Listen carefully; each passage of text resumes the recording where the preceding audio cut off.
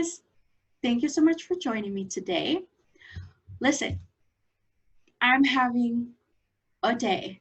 I'm out of regular, like normal, natural sunlight, and I'm trying to make this work. So pray for me. I just want to show you how to knit a gauge swatch from your ball band.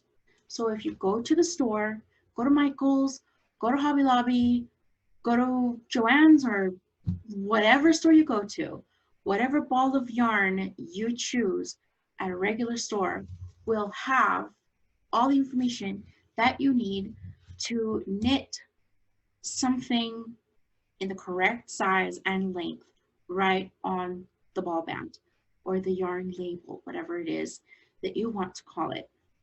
Now, let's take a look. Okay, on this ball band, we can see that this is a number 6 super bulky yarn. We can see that it requires a size 13 9mm needle, that it takes 9 cast on stitches plus 12 rows to create a 4x4 inch square. These are the crochet hook instructions. We can see that it is machine washable. I think that means no dry clean. That means dryer. No iron. Does that mean acrylic? I don't know. I don't know what that means. But I do see that it is 80% acrylic, 20% wool. Some other things that are important are the weight, 5 ounces or 140 grams, and it's up 87 yards or 80 meters. This information is all important so that you know how much yarn to use in whatever project it is that you're going to be using. Some other very important information is the dye lot information. Now that information will be right here. This is, I don't know, probably the store number. This is the color number. It's hard to see, but this 544 means that it is storm front. Okay, that's the name of the color. And this number here,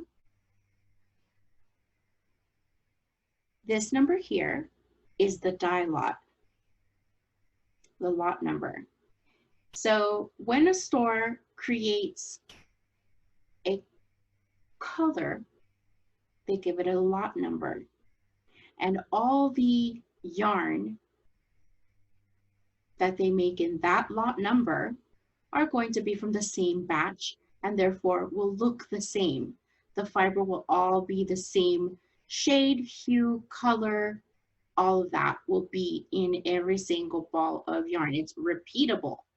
So if you run out of one ball and go back to the store and find that same dye lot, you'll most likely get the same hue yarn and you'll be able to use it and nobody will know that you ran out of yarn. However, in instances where you're buying indie dyed yarn or anything like that, or a different dye lot, it will be a different shade. It will be a different hue.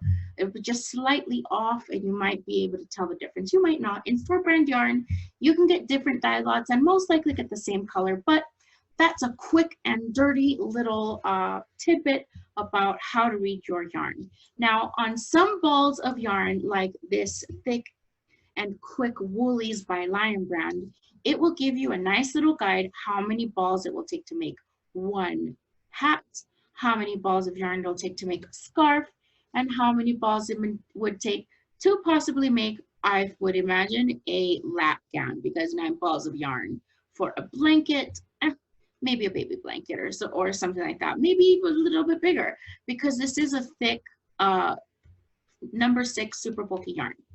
All right, let's get to it. So we saw that with size 13 needles, we need to cast on 9 stitches. One thing to do is to cast on 2 stitches before and after your gauge swatch begins. And this is so that your work is going to lie flat. In my previous video, I showed you that yarn in a stockinette stitch is going to just curl up.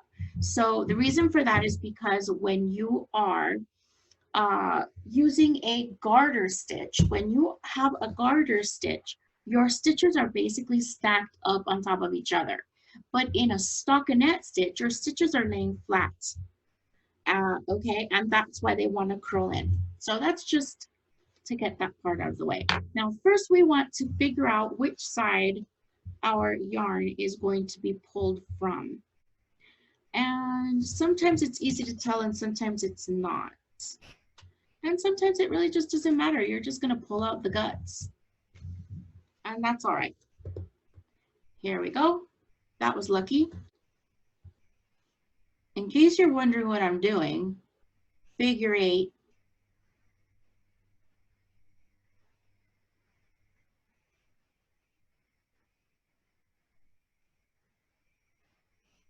Yeah.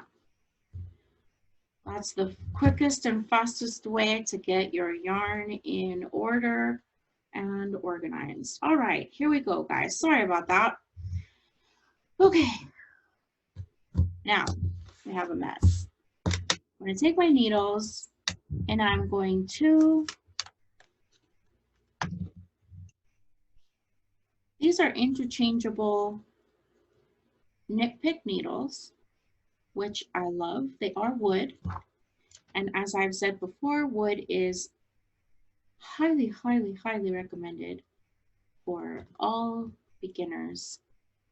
And these are just the cutest. You can go online. You can search for them on Amazon. You can go to knitpicks.com.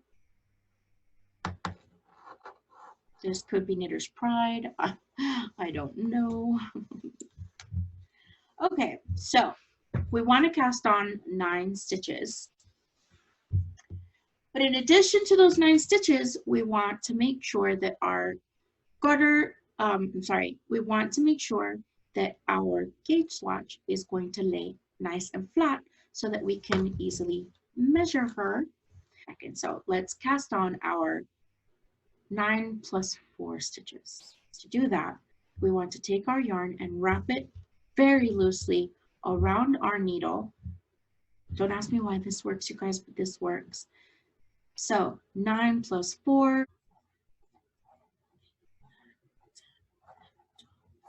Okay, so 13 stitches plus a 9-inch tail. Let it all go. Pinch it, let it all go. And now we're going to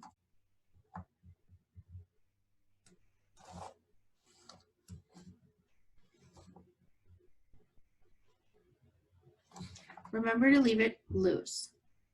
Okay, there should be a little bit of a gap because you're going to stick your needles in there. So now we're going to cast on the remaining stitches. So slip knot counts as 1, 2, remember to leave it loose, 2,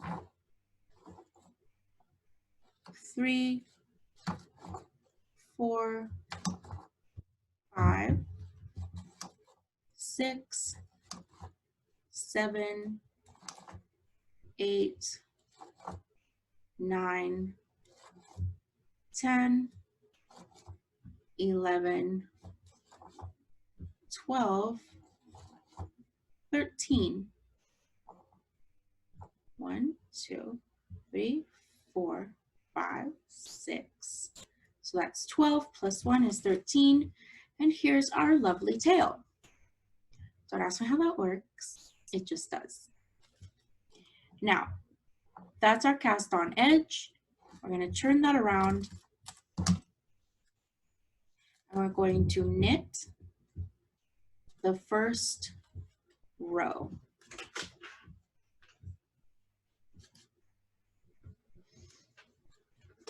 In case you want a refresher here, you knit through the front, crisscross your needles, yarn over, pinch that yarn with your needles, bring it through to the front, and off your needles. And you're going to do that to the end of the row.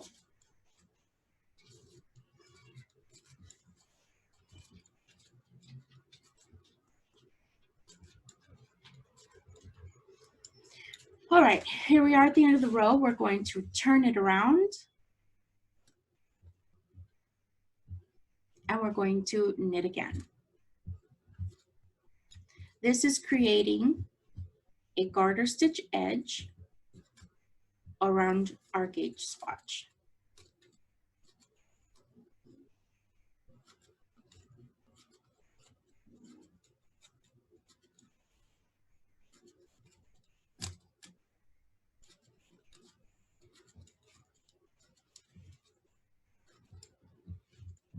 And pull on that tail just to make sure that it's tidy at the end, or the beginning rather.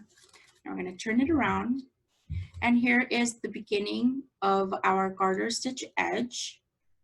And so we've got the first 2 stitches and the last 2 stitches as part of our garter edge, purl edge, okay? And then the middle stitches is are the 9 stitches that are called for in your ball band, okay? We're going to only, on the front side row or the right side row, we're only going to knit. And on the wrong side row, we're only going to knit the first 2 and the last 2 stitches and purl the middle stitches, the middle 9 stitches. So let's take a look at what that's going to look like. Now, in order for you to know that this is the right side row, let's put a little, actually, let's not put it there. Okay, let's just put, let's see what happens. All right, go with me. A little progress keeper there, just because I want to know where that first stitch is going to go. And then get a couple of, you don't have to do this, I'm just doing it for myself, but get a couple of stitch markers.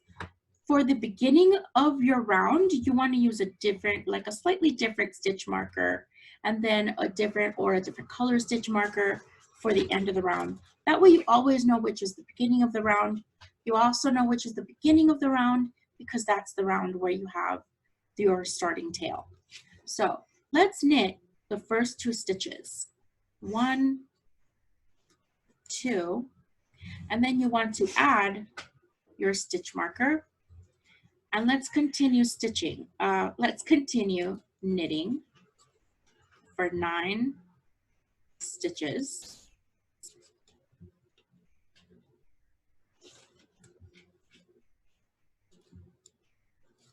Let's also get crazy. Sorry. And count that as the beginning round, the first round. Okay, so what we want to do from here on out is we want to count 12 rows. We're going to count the wrong side rows and the right side rows. So we count a total of 12, right? Let's finish up this row. You're gonna knit all the way to the last 2 stitches and add that stitch marker and knit the last 2 stitches.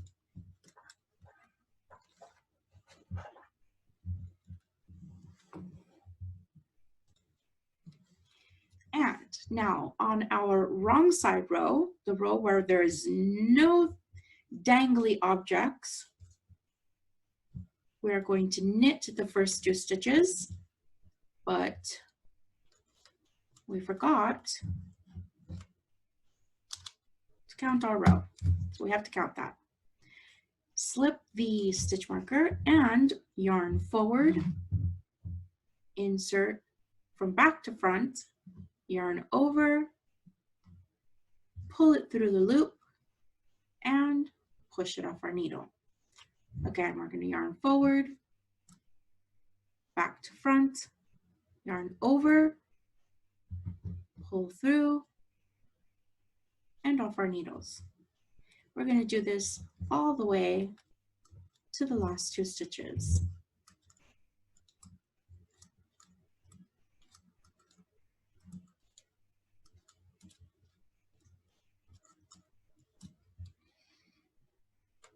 When you reach the stitch marker, you're going to slide it over and you're going to knit front to back, yarn over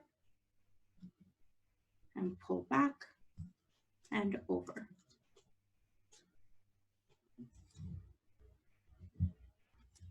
Okay, there we go.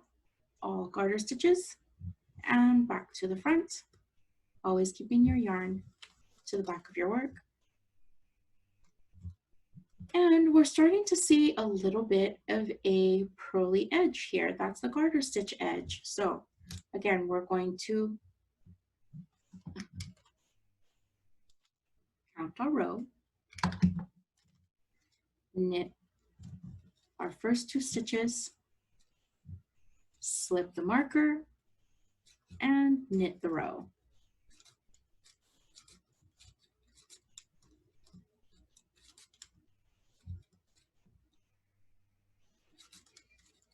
All right. At this stage, I want you to take a look at what we've got so far. So this is the little leg that I have this marker attached to, and that's part of the first stitch. Here's the second stitch, and here's the third stitch. And we have 3 stitches, 3 rows done so far. Okay.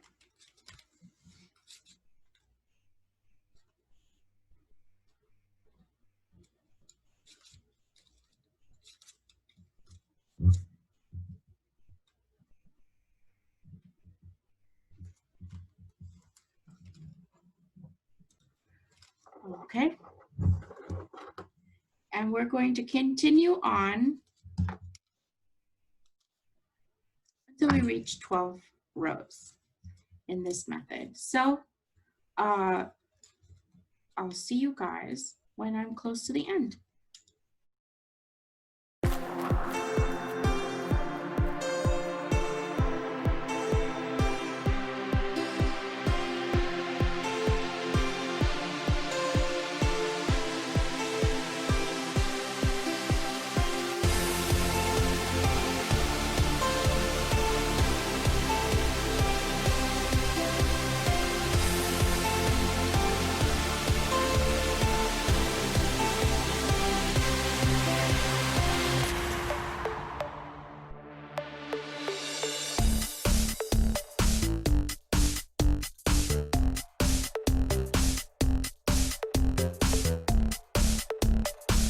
Okay, we are now on our last final row. This marks the 12th row of knit stitches.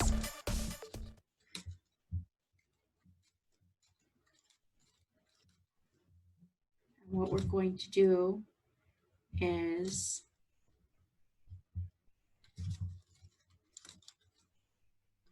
knit the back side instead of a purl, because we want to create the purls on this side, because at this point we now have 12 rows complete, and we want to make sure to mark those off immediately. So let's knit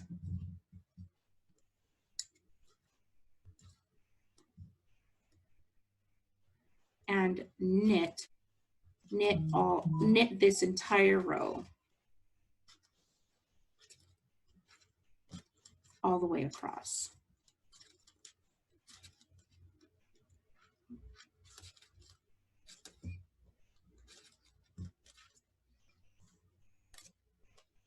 Perfect. We're going to do this again.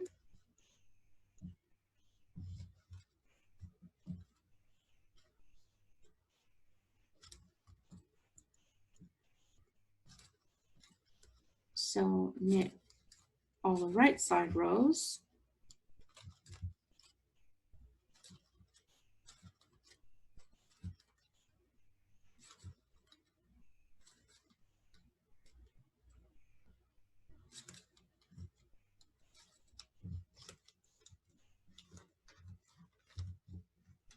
And now,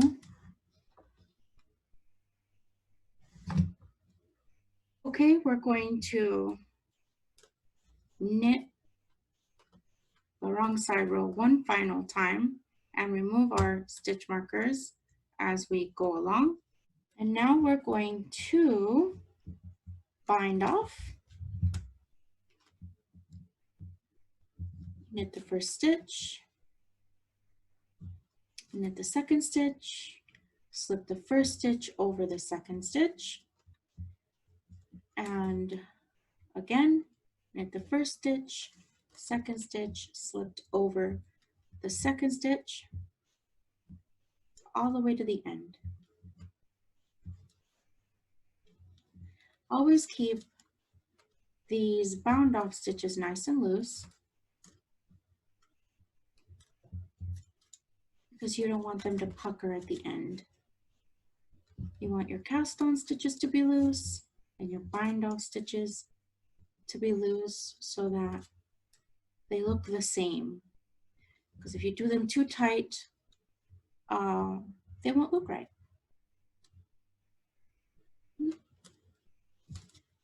One side will be kind of lopsided or puckered in, and that won't look right.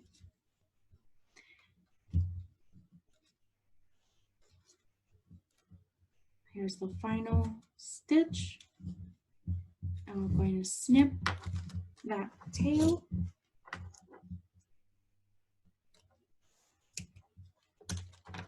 And pull it through. And that's your swatch complete.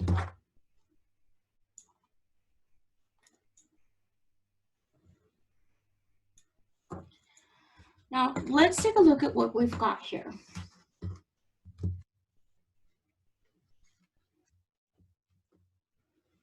I want to get rid of all that extra yarn. I want to take out our little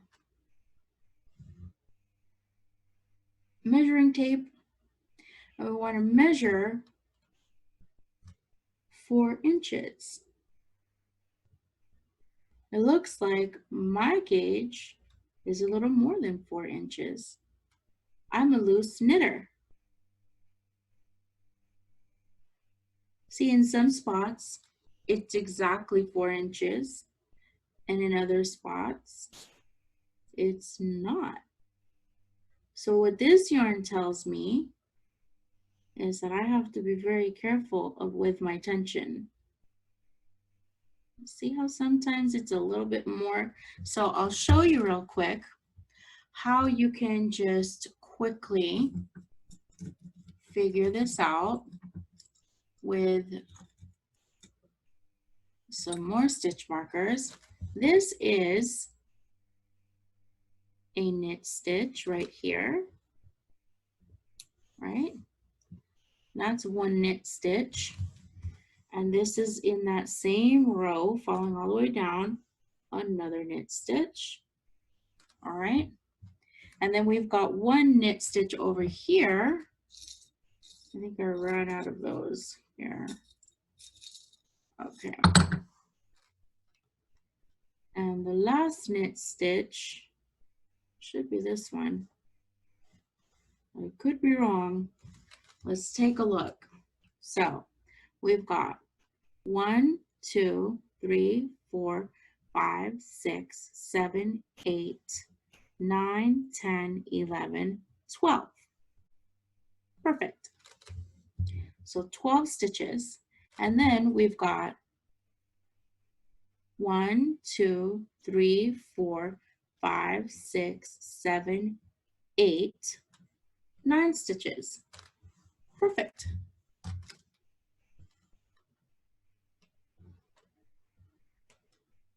So I got a good rows count, 4 inches on my row, and just a little bit bigger than 4 inches across.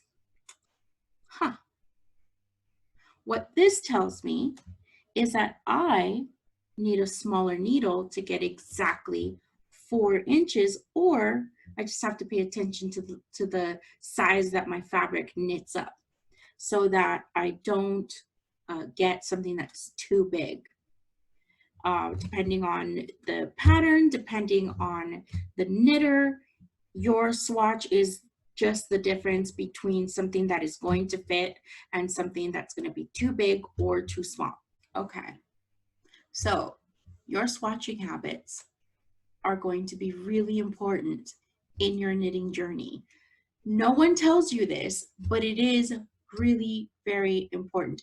It's actually not true. Everybody tells you this, but nobody likes to do it. Nobody likes to do it because nobody likes to take time out of their day to knit a swatch and then make a project. But it is the best habit to get into. At the end of the day, you have a tidy little square that is always going to be 4 by 4 inches plus those 2 little extra stitches. So you can turn this into a blanket. You can weave in all the ends and use it to wash your face at night. You can use it as a dishcloth. You can use it as a little coaster. I mean, you could use this little square for any old thing. You can make a blanket out of these little squares. I've seen people take their gauge swatches and make little blankets out of them. And that's just the most fun. I used to keep them all in a tidy little see-through plastic bag. And I would go through them if I ever were to reuse the same type of yarn. I had like a little note or a tag on it, and I would write or I would keep the ball band with the swatch, just pin it to it, or I would just on a little tag write down the ball band information and tie it to my swatch. Super important, you guys, because if you want a pair of gloves to fit or a pair of booties or socks that you want to have fit, if you want a sweater, any kind of garment that's going to fit closely around your body, you want to take a swatch so that you know that your hand is going to match the knitter's hand who created the pattern. That's really important. So if your swatch is too small, like let's say you did exactly what calls for in a pattern to get a 4 by 4 inch square, but yours is too small, then you're going to want to go up 1 or 2 needle sizes to make your swatch match the pattern. Okay, if your swatch is too big, then you're going to want to go down 1 or 2 needle sizes to make that swatch match the pattern or the other knitter's gauge. Those were all the basics on how to knit a swatch. Hopefully this little swatch journey is going to help you along the rest of your little knitting journey. Now, the reason why for me this is such an important thing to show you at the beginning stages of your knitting journey is because this is going to create really great yarning habits for you. Nobody likes to do it. Nobody likes to take the time to do it. If you find this very tedious, you're not going to be the only one. Nobody likes to do it. But the faster you learn how to do it and learn how to read those stitches in between those little 4 cramped little inches, the better it's going to be for you. Thank you guys so much for joining me, and I hope that this was helpful. If you have any other suggestions for any future videos, anything else that you might want to know that you might be curious how to do, please feel free to let me know in the comment section below. I'll be happy to try anything out with you guys. And I absolutely welcome your suggestions for any future videos. Thank you so much for watching. Don't forget to like and subscribe, and I will see you guys in the next one. Bye.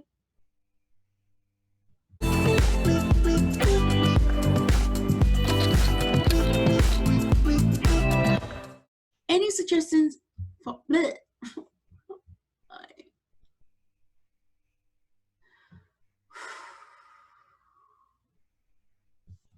1, 2, 3, 4, 5, 6. Why is this happening to me? Why?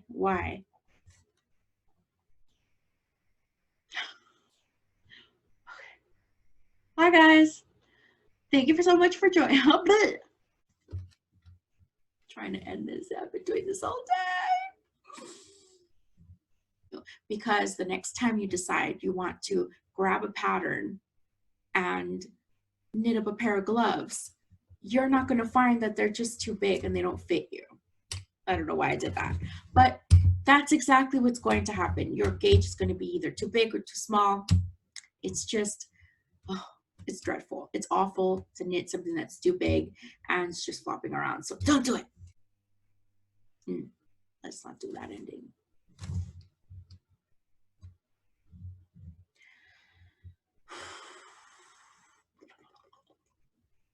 We can also see that this is a machine washable, probably dry clean, no dry clean.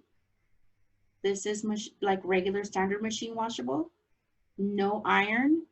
What does that mean? Does this mean it's acrylic? I don't know. So dryable, washable.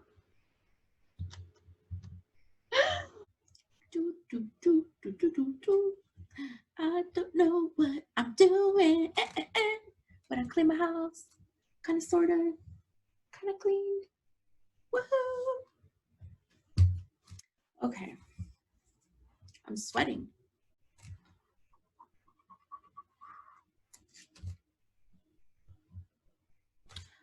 Anyway, all right, you guys. I'm so sorry. This is awful. Okay, thank God. How did I get through this? It's been hours.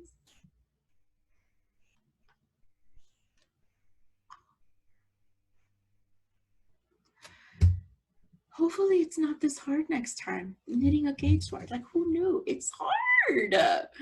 But I showed you guys and it was not that bad, right?